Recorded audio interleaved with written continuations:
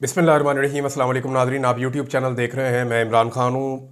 हुकूमत जो है वो बहुत बुरी तरह घबराई हुई है और बौखलाहट भी है। और इसमें हुकूमत करेगी क्या? देखें, ये हुकूमत जब भी आई है गुज़िश्ता 2.5 सालों में, ये अवामी मैंडेट के ख़िलाफ़ आई है। जब इन्होंने रजीम चेंज ऑपरेशन किया था अप्रैल 2022 में, तो तब भी ये घबराए हुए थे। इन्होंने हुकूमत तो बना ली थी, लेकिन एहतजाज की सूरत में, किसी भी अवामी तहरीक की सूरत में ये डरे और घबराए हुए रहते हैं। और उस वक्त भी फैसला इसलिए नहीं हो पाया कि पाकिस्तान तहरीक इंसाफ को निज़ाम के अंदर से उम्मीद रहती थी कि अदालतें कोई इंसाफ दे देंगी या सिस्टम के अंदर कहीं कोई गुंजाइश निकल आएगी और अवामी ताकत से हम इक़्तिदार में आ जाएंगे। लेकिन जब भी एहतजाज की कॉल दी गई तो इस हुकूमत ने बड़ी बदतरीन किस्म की फस्तायत का हर दफ़ा मुजाहरा किया, लोगों के ऊपर अटैक किया, चादर और चार दीवारी का तकद्दुस पामाल किया, बड़े पैमाने पर गिरफ्तारियां की गई, बेशुमार लोगों को टॉर्चर किया गया। अब तो ये रबड़ की गोलियां सीधी मारते हैं और स्टेट बुलेट भी फायर किए गए हैं। अभी कोयटा का वाकया आपके सामने, इससे पहले दीगर वाकयात आपके सामने हैं। लोगों को बहुत दफ़ा गोलियां लगी हैं। हुकूमत जो है वो बहुत बुरी तरह घबराई हुई है। हुकूमत के कैंपों की मैं आपको अंदर की खबर दे रहा हूँ कि हुकूमती लोग हमसे रब्ता करके पूछ रहे हैं कि क्या कोई इन्फॉर्मेशन है, पाकिस्तान तहरीक इंसाफ के लोग किस लेवल पे इस मामले को ले जाएंगे। क्योंकि जो ग्राउंड से इतलात आ रही हैं, लोग बहुत मोटिवेटेड हैं। जो आम पाकिस्तानी है वो इसको एक मौके की तरह देख रहा है। पाकिस्तानियों को लगता है कि इस रजीम से जान छुड़ाने का शायद इसके बाद उनके पास मौका ना आए। ये मौका है, इस रजीम से जान छुड़ाई जा सकती है। 2.5 साल से पाकिस्तान में जो खिचखिच चल रही है उसको हमेशा के लिए बंद करने का अवाम को एक मौका मिला है। अब हुकूमत जो है उसकी घबराहट बिल्कुल जायज़ है। अब घबराहट में हुकूमत करेगी क्या? हुकूमत घबराहट में ऑपरेशन करती है। हुकूमत घबराहट में अपनी स्टेट पावर जो है उसको इस्तेमाल करती है, रियासती ताकत का अंधा इस्तेमाल करती है। और यही वो करेंगे, इसके इशारे हुकूमत ने दे दिए। और एस्टेब्लिशमेंट का आशीर्वाद हुकूमत के साथ है, बल्कि वो तो प्लानिंग के अंदर साथ शामिल होते हैं। तो अब जो है वो क्रैकडाउन शुरू किया गया है। लाहौर से क्रैकडाउन की इतलात आ रही हैं, पंजाब के मुख्तलिफ अजला से मजीद आ रही हैं। आज़ाद कश्मीर में भी क्रैकडाउन शुरू कर दिया गया है, जबकि गिरफ्तारियां और छापे पाकिस्तान तहरीक इंसाफ के कारकुनों पर हो रहे हैं, सवाए खैबर पख्तूनख्वा को छोड़कर। वहां उनकी हुकूमत है तो वहां पर उनके ऊपर क्रैकडाउन नहीं होता, लेकिन बाकी जगहों पर क्रैकडाउन हो रहा है। हुकूमत ताकत का पूरा इस्तेमाल करेगी, लेकिन एक हद से आगे नहीं जा पाएगी। क्योंकि मैं आपको एक चीज बताऊं, पाकिस्तान तहरीक इंसाफ ने जिस जगह पे पहुंचने का फैसला किया ना, जब जब उन्होंने अपना टारगेट सेट किया कि हम इस जगह पे पहुंचेंगे, पाकिस्तान तहरीक इंसाफ ने उस जगह पे पहुंच के दिखाया। मिसाल के तौर पे जब इमरान खान साहब ने कहा कि डी चौक आएंगे, और माजी में भी एक दफा कहा था कि आएंगे 2014 में, तो उस वक्त जो कुछ चौधरी निसार खान ने किया वो सबको याद है, लेकिन वो पहुंच गए थे। 2022 में जब उन्होंने कहा कि डी चौक में आएंगे, पूरी रियासती ताकत लगी थी, उन्होंने कहा था पहुंचेंगे, वो पहुंच गए थे। उसके बाद जब जब इमरान खान ने जहां जहां जलसे का कहा, वो वहां उन्होंने पहुंच कर दिखाया।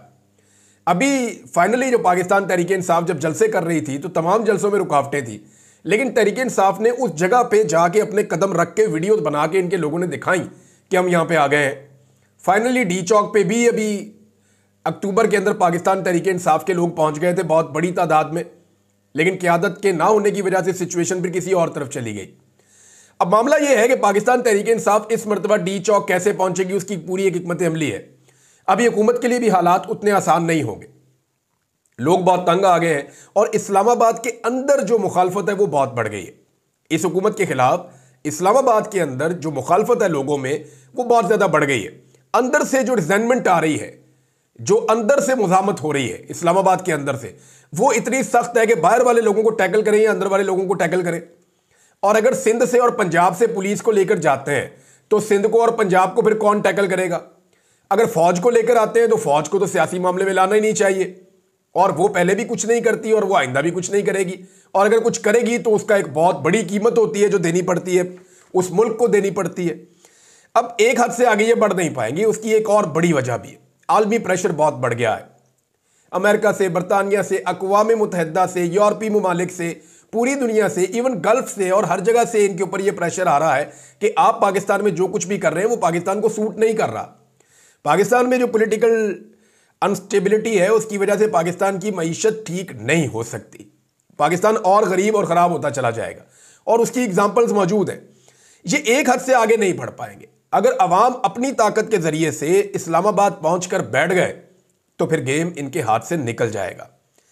देखिए, पूरे मुल्क में फिर एक सियासी तहरीक चल पड़ेगी और पाकिस्तान तहरीक इंसाफ के पास पूरा एक प्लान है, और उस सूरत में अपोजिशन को एंगेज भी किया जा सकता है।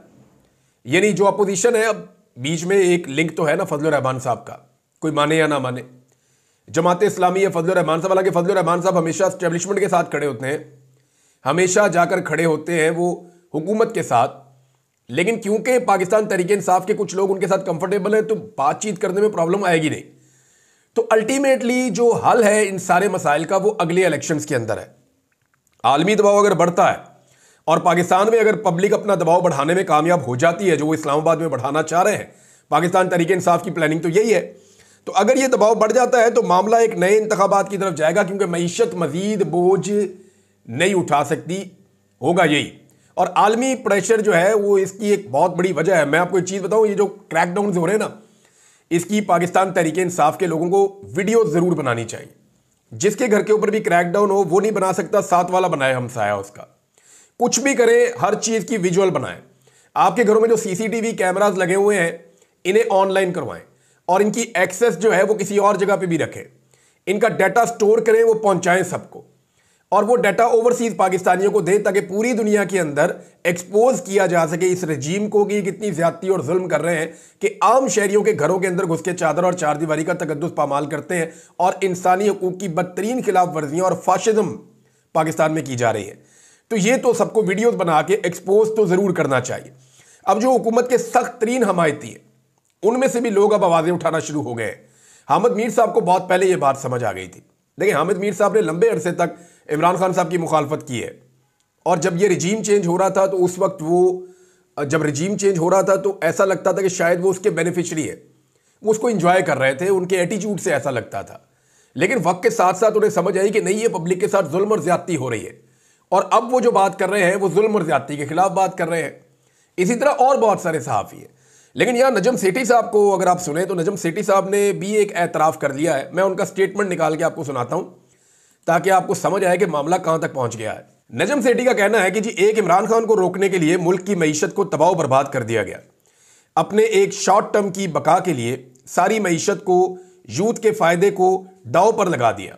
कभी इंटरनेट स्लो कर देते हैं, स्टूडेंट्स को इस पर बाहर निकलना चाहिए, ये आपकी रोज़ी आपकी नौकरी का सवाल है। ये जनाब नजम सेठी साहब ने कहा। वैसे तलबा को निकलना चाहिए बाहर, क्योंकि अगर तलबा बाहर नहीं निकलेंगे ना, तो मैं एक चीज़ आपको क्लियरली बता दूं कि आने वाली नस्ल के लिए नौकरियां कोई नहीं है। नौकरियां सारी रिटायर होने वाले अफसरान को मिल जाएंगी। यानी जिस महकमे में कोई नौकरी मिलती है, कोई चीज़ निकलती है, वो रिटायर ऑफिसर उसके ऊपर ला के लगा देते हैं। पाकिस्तान ऐसा लगता है कि सारा का सारा एक महकमे ने चलाना है या एक इदारे ने चलाना है। क्या दूसरे इदारों में कैपेसिटी नहीं है, या काबिलियत नहीं है, या उन पर एतबार नहीं है, या बाकी सारे गद्दार हैं, बाकी सारे जो है वो मुल्क से प्यार नहीं करते? क्या कोई और इस मुल्क का खैर ख्वाह नहीं है? क्या किसी और के पास दिमाग नहीं है, किसी और के पास नॉलेज नहीं है? क्या किसी और के पास स्किल नहीं है कि मुल्क को ठीक कर सके? बड़े बड़े ओहदों के ऊपर, बड़े बड़े इदारों के ऊपर लाके जो है वो रिटायर फौजी अफसरान को, अब तो हाजिर ड्यूटी का भी एक ट्रेंड चल पड़ा है कि उनको लाकर लगा दिया जाए। तो ये एक अफसोसनाक चीज़ है।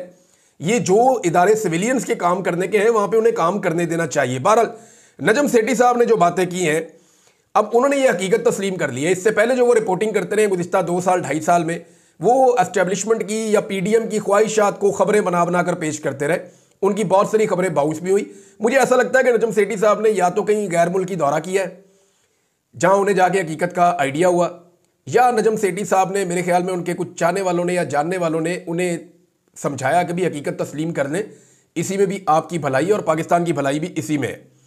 काश सुहेल वड़ाइश साहब भी जो है वो हकीकत तस्लीम कर लें, क्योंकि उनका स्टेटमेंट बहुत ही मुझे अजीब लगा। यानी वो अब एक और स्टेटमेंट दे रहे हैं जी, कानूनी रास्ता है जो इख्तियार किया गया है ओवरसीज पाकिस्तानियों को काबू करने के लिए। यानी सुहेल वड़ाइश साहब ये कह रहे हैं कि लंदन में कादी फायद ईसा के साथ बदतमीजी करने वाले सोशल मीडिया जंगजू आज़ाद मुल्क बरतानिया में रहते हैं, उन्हें ना डर है ना खौफ है, इसलिए वो एक हद से गुजर जाते हैं। हुकूमत पाकिस्तान ने कानूनी रास्ता इख्तियार किया तो 2 दर्जन मुलजिमों में से 7 ने माफ़ी का ऐलान कर दिया। साबित हुआ कि पाबंदियां नहीं कानून साजी मसले का हल है। सुहेल वड़ाइश साहब, वो कानूनी रास्ता नहीं था। वो किसी के बाप को उठा लिया, किसी की माँ को उठा लिया, किसी के घर पे छापा मार दिया, किसी के भाई को उठा लिया। ये कौन सा कानूनी रास्ता है? ये कौन सा कानूनी रास्ता है? वो जिन लोगों ने माफियां मांगी उनको टेलीफोन करके खबर तो आप कंफर्म कर लें। उनसे पूछ तो नहीं, जो 2-3 लोग हैं उनसे पूछें जनाब आपके साथ हुआ क्या है, वो आपको असल कहानी बताएंगे। अगर वो नहीं बता रहे तो शानदाना गुलजार को फोन कर ले, शायद वो आपको बता दें, उन्होंने तो 2-4 जगह सुनाई भी है। तो आप इसको अगर कानूनी रास्ता करते हैं तो ये कानूनी रास्ता अगर आपके साथ 15 मिनट के लिए इख्तियार किया जाए ना, तो आपका सारा का सारा नैरेटिव ही बदल जाएगा, आपकी सोच बदल जाएगी।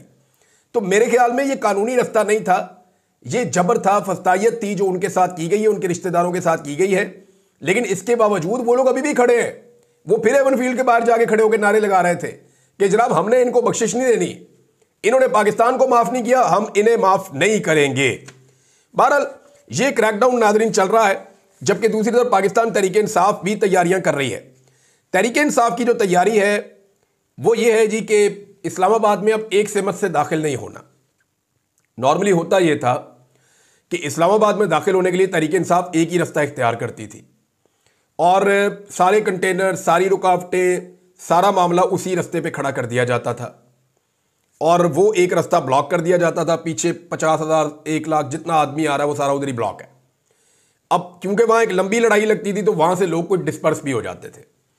अब पाकिस्तान तहरीक इंसाफ ने डिफरेंट हिकमत अमली अपनाई है। खैबर पख्तूनख्वा से और पंजाब से इस्लामाबाद में बहुत सारे रास्ते आते हैं। मारगला साइड से आते हैं, मरी साइड से आते हैं, पिंडी साइड से आते हैं, मोटरवे साइड से आते हैं। बहुत सारे रास्ते हैं जो इस्लामाबाद के अंदर एंटर होते हैं। अब पाकिस्तान तहरीक इंसाफ ने यह फैसला किया है कि हर रास्ते से काफिले आएंगे, बड़ी तादाद में आएंगे और वो इस्लामाबाद में एंटर होंगे। अब अगर एक जगह पे लगाया जाता था 2000 पुलिस वालों को, तो इन 2000 पुलिस वालों को फिर 10 जगह पे लगाना पड़ेगा, यानी हर जगह पे पुलिस की स्ट्रेंथ कम होगी, बहुत ज्यादा ताकत चाहिए होगी, बहुत ज्यादा जोर लगाना पड़ेगा। अगर एक जगह से लोग दाखिल होंगे तो दूसरा रास्ता ऑटोमेटिकली खुल जाएगा या लोग उस रास्ते को ज्यादा अडॉप्ट कर लेंगे। तो इस्लामाबाद में दाखिले का प्लान तो पाकिस्तान तहरीक इंसाफ का रिपोर्ट हुआ है, कुछ मीडिया के ऊपर भी हो गया, इसलिए मैंने आपको बता दिया कि एक्चुअली ये क्या करने जा रहे हैं। बुशरा बीबी ने एक पैगाम इमरान खान साहब का पहुंचाया पाकिस्तानी अवाम को और ख़ास तौर पे पाकिस्तान तहरीक इंसाफ को, और इसको जो है वो अदर मशवानी साहब ने अपने ऑफिशियल ट्विटर से भी डाला हुआ है। तो ये उनकी सोशल मीडिया टीम के हेड है, one of the main members. तो बुशरा बीबी ने कहा कि खान साहब की हदायत है कि छोटे शहर से इस्लामाबाद आने वाला कोई भी काफिला 5000 से कम नहीं होगा। अच्छा, ये वो लोग हैं जो लेकर आने हैं अरकान असम्बली ने और ओहदेदारों ने, जो पब्लिक खुद आए वो उनकी मर्जी है, ये उनकी अपनी रिस्पॉन्सिबिलिटी है। और बड़े शहरों से 10,000 से कम ना हो। इसकी वजह यह है कि जब काफिला बड़ा होगा तो पुलिस के लिए आपको गिरफ्तार करना मुश्किल हो जाएगा। फिर यह भी कहा गया कि जो लोग इसमें शामिल नहीं होंगे या गिरफ्तार हो गए वो अपना 2nd, 3rd और 4th नॉमिनेट करेंगे कि अगर मैं गिरफ्तार हो गया तो फलां बंदा लीड करेगा, वो गिरफ्तार हो गया तो फलां बंदा लीड करेगा, अगर वो भी गिरफ्तार हो गया तो फलां बंदा लीड करेगा। और हर बंदा जब इस ओहदे के ऊपर आएगा कि अब मैं लीड कर रहा हूं तो वो अगले बंदे नॉमिनेट करेगा कि जनाब मेरे बाद ये और उसके बाद ये और उसके बाद ये है। तो इस तरीके से इन काफिलों ने पहुंचना है इस्लामाबाद। बुशरा बीबी हिकमत अमली बता रही है और मीडिया पाकिस्तान का जो है धड़ाधड़ खबरें चला रहा है। तो इमरान खान को खोल दें, वो अपनी सियासत खुद ही कर लेगा। और ना इमरान खान ने बुशरा बीबी को मखसूस नशिस्त पे MNA बनाना है, ना उन्होंने अपनी बहनों को सेनेटर या MNA बनाना है, ना उन्होंने इनको कभी कोई ओहदे देने हैं। अब जरदारी की बहन जो है वो वज़ीर आला सिंध बनना चाहती हैं, खबरें इस हवाले से आ रही हैं और उनके लिए रास्ता बनाया भी जा रहा है। दूसरी जानिब नवाज शरीफ ने अपने एक भाई को वज़ीर आज़म बनाया है, बेटी को वज़ीर आला बना दिया है, भतीजे को भी बना दिया था वज़ीर आला, खुद भी वज़ीर आज़म 3 दफ़ा रहा, बाकी रिश्तेदार भी सारे कपाए हुए हैं। तो इमरान खान ने क्लियरली कहा कि मेरी फैमिली का कोई ताल्लुक सियासत से नहीं है, ये सिर्फ पैगाम रसानी कर रहे हैं और ये मामला आकर बता रहे हैं। और हर बीवी को पूरा हक है कि वो अपने खावंद की आज़ादी के लिए तहरीक चलाए। तो बुशरा बीबी अगर ये तहरीक चलाती हैं तो इट्स गुड, उन्हें ये तहरीक चलानी चाहिए, क्योंकि आपको याद है कुलसूम नवाज का कोई ताल्लुक नहीं था नवाज शरीफ की सियासत से, वो अपने आप को हमेशा उन्होंने गैर सियासी रखा। लेकिन जब नवाज शरीफ साहब के ऊपर बहुत बुरा वक्त आया तो कुलसूम नवाज शरीफ ने निकल के उस वक्त तहरीक चलाई थी, क्योंकि नवाज शरीफ साहब अंदर थे, वो बाहर थी, पार्टी की क़यादत बिखरी हुई थी, तो उन्होंने निकल के तहरीक चला दी थी। अब फजलुर रहमान साहब के हवाले से मैंने आपको एक बात बताई थी, तो फजलुर रहमान साहब की अगर आप स्टेटमेंट देखें तो आपको आइडिया हो जाएगा। उन्होंने कहा जी अवाम करब से गुजर रही है और खैबर पख्तूनख्वा हुकूमत की सारी तवज्जो सियासत पर है। अब फजलुर रहमान साहब को इस बात का आइडिया तो है ना, इन्हें यह पता ना हो ये नहीं हो सकता कि सिर्फ पंजाब एक ऐसा सूबा है जिसकी कारकर्दगी सबसे खराब है मईशत में और वही खसारे में गए हैं, बाकी सारे के सारे जो हैं वो मुनाफे में गए हैं, सरप्लस में गए हैं। बजाय इसके कि वो खैबर पख्तूनख्वा को शाबाश देते या मरियम नवाज से पूछते कि तुमने ये क्या किया, वो फिर अली अमीन के ऊपर चढ़ाई कर रहे हैं। देखिए मैंने आपको कई दफ़ा ये बात बताई है कि फजलुर रहमान साहब एस्टेब्लिशमेंट के साथ और स्टेटस को के साथ कंफर्टेबल रहते हैं। वो ये मजबूर तो हो गए अवामी राय के सामने घुटने टेकने के लिए कि जी पब्लिक इतनी खिलाफ हो गई इनके कि मैं इनके साथ कैसे खड़ा हो जाऊं। वो इस डर से पीडीएम के साथ नहीं खड़े होते ऑन कैमरा कि लोग मेरे खिलाफ हो जाएंगे। अंदर से वो अभी भी उनके साथ ही खड़े हैं। इस वक्त ये स्टेटमेंट देने का मतलब ये है कि जो जुल्म, फस्तायत और जबर चल रहा है, जो 2 नंबर हुकूमत चल रही है, देखिए इमरान खान तो निकले, जो जुल्म हुआ आईनी तरमीम और उसके बाद जो कानून साजियां की गई, जो सुप्रीम कोर्ट के साथ इन्होंने दुर्गत बनाई है। अब फजलुर रहमान साहब अपने मुंह से मानते हैं कि हमारे साथ किए हुए वादे तोड़ दिए गए और सुप्रीम कोर्ट का अब जो स्ट्रक्चर है ये हमारी मर्जी के मुताबिक नहीं है। खुद कहते हैं ये गलत हो गया। अब इमरान खान उस गलत के खिलाफ जब निकलता है तो कहते हैं जी ना निकलो। असल मामला यह है कि फजलुर रहमान साहब ने जो आईनी तरमीम करवाई है मिलकर इन हुक्मरानों के साथ, और उसके बाद बाकी जो कसर रह गई वो कानून साजी में पूरी हो गई है, तो फजलुर रहमान साहब ने जो आईनी तरमीम करवाई है उसकी प्रोटेक्शन भी फजलुर रहमान साहब कर रहे हैं। और पाकिस्तान तहरीक इंसाफ पहले भी उसके खिलाफ थी, वो फिर उसके खिलाफ निकल रही है। अभी अगर पाकिस्तान तहरीक इंसाफ के कुछ लोग समझते हैं कि फजलुर रहमान साहब को या बाकी जमातों को साथ मिलाकर तहरीक चलाई जाए तो ये मुमकिन नहीं है। देखिए पाकिस्तान तहरीक इंसाफ जब भी इलेक्शन होगा वो सबसे बड़ी जमात बन जाएगी। फजलुर रहमान साहब के लिए क्या फर्क पड़ेगा? आज उनको कुछ 6 सीटें उनके पास हैं, 6-7 सीटें उनके पास हैं। आज फर्ज करें 8 उनके एमएनए है ना, टोटल 2 मखसूस हो गए, 6 उनके अपने। तो फजलुर रहमान साहब के पास आज अगर 8 उनके एमएनए मौजूद हैं तो अगर दोबारा इलेक्शन हो जाता है ये 8 भी नहीं होंगे। और अभी तो नवाज शरीफ और जरदारी और बाकी लोग फजलुर रहमान साहब की बातें मान लेते हैं, उनके काम शाम हो जाते हैं। इमरान खान तो किसी का काम ही नहीं करते, सियासी आदमी को तो वो फायदा देते ही नहीं, फजलुर रहमान को क्यों देंगे? तो फजलुर रहमान साहब के लिए इमरान खान से बहुत बेहतर ये हुकूमत है, इस बात को सारे समझें। वो इस हुकूमत को लंबा करना चाहेंगे बजाय इसके कि फौरी इलेक्शन हो और उसका फायदा इमरान खान साहब को हो जाए, वो ऐसा कभी नहीं चाहेंगे। वजीर खजाना जो है उन्होंने अब ये दावा शुरू कर दिया जी कि बड़ी अच्छी होगी इकॉनमी, और ये सारे आपको कहेंगे। ओन चौधरी को भी आज इस्तेमाल किया गया बेचारे को। हालांकि इमरान खान के घर में उनकी क्या हैसियत थी वो सारे जानते हैं, कितनी हैसियत थी वो भी सारे जानते हैं। लेकिन आप अंदाजा करेंगे जो आदमी इमरान खान के घर में जिसकी बहुत छोटी हैसियत थी, इमरान खान कितना बड़ा आदमी होगा कि उस बंदे को उठा के मैंने बना दिया और उससे आज प्रेस कॉन्फ्रेंस करवाई जा रही है और सारे मीडिया को कहा जा रहा है चलाओ इसको, और वो चल भी रही है। और वो बंदा रो रहा है बैठ के जिसको इकॉनमी का पता ही नहीं कि जी इकॉनमी बर्बाद हो गई, हमने ये खड़ी कर दी वो खड़ी कर दी। कख नहीं किया है इन्होंने। आज नजम सेठी अपने मुंह से कह रहे हैं कि मईशत इन्होंने तबाह कर दी है। कोई मईशतदान उठाए पाकिस्तान का जो न्यूट्रल है उससे पूछे, उसके मुंह के आगे कैमरा करेंगे, वो आपको फौरन बताएगा कि पाकिस्तान की मईशत इससे बुरी हालत में कभी नहीं गई जो अब इन्होंने कर दी है। जंगों के बावजूद हमारा इतना बुरा हाल नहीं हुआ जो अब इस हुकूमत ने कर दिया। अब ये प्रोपेगेंडा कर रहे हैं जनाब मईशत हमारी सेट हो गई है, सिर्फ ये प्रोपेगेंडा कर रहे हैं क्योंकि इन्हें पता है कि अगर इनकी हुकूमत गिर जाती है तो हमारे पास कोई तो बयानिया हो कि कल को हम कहें हमने तो मईशत ठीक की हुई थी, ये तो इमरान खान साहब ने हमारी हुकूमत गिरा दी, वरना हम तो यहां पे दूध की और शहद की नहरें बहाने जा रहे थे। अगर आपने असेसमेंट करनी हो ना तो वो पुराना सियासतदान नहीं है जो इनका वजीर खजाना है औरंगजेब साहब। उनके चेहरे से आपको पता चल जाता है कि वो सच बोल रहे हैं झूठ बोल रहे हैं। जब वो सही बात कर रहे होते हैं, सच बोल रहे होते हैं, तो आप उनके चेहरे, उनकी बॉडी लैंग्वेज को देखें, आपको वो रिलैक्स लगते हैं। लेकिन जैसे ही वो ये कहते हैं ना मईशत बहुत अच्छी चल रही है, हमने टारगेट अचीव कर लिए, तो आप उनकी चेहरा देखा करें, उनके रंग उड़े होते हैं, हवाइयां उड़ी होती हैं कि यार ये मेरे से झूठ बुलवा रहे हैं, ये मेरे गले फट जाएगा। क्योंकि वजीर खजाना को ये ओहदा देते वक्त ना उनसे ये वादा किया गया था कि पॉलिटिकल स्टेबिलिटी हमारा काम है, वो हम आपको ला कर देंगे इस मुल्क में, आपने मईशत को खड़ा करना है। और वजीर खजाना ने भी यही कहा था कि पॉलिटिकल स्टेबिलिटी के बगैर ये नहीं होगा। अब हुआ ये है कि अपना वादा पूरा कर नहीं पा रहे, लेकिन वजीर खजाना के ऊपर दबाव डाला हुआ है कि नहीं नहीं आप बोलेंगे बहुत अच्छा चल रहा है। अब वो बेचारे झूठ बोलते हैं तो उनके चेहरे और बॉडी लैंग्वेज के ऊपर पता चल जाता है कि जनाब इनसे जबरदस्ती झूठ बुलवाया जा रहा है। तो अब सिचुएशन ये है कि हुकूमत रोकना चाहती है, अवाम आना चाहती है। मामला जो है वो थोड़े दिनों का रह गया है, दोनों तरफ से सख्त कोशिश हो रही है। आगे बढ़ते हैं, नेक्स्ट वीलॉग में कुछ चीजें और शेयर करता हूं। अब तक के लिए इतने, अपना ख्याल रखिएगा, अपने चैनल का भी। अल्लाह हाफिज।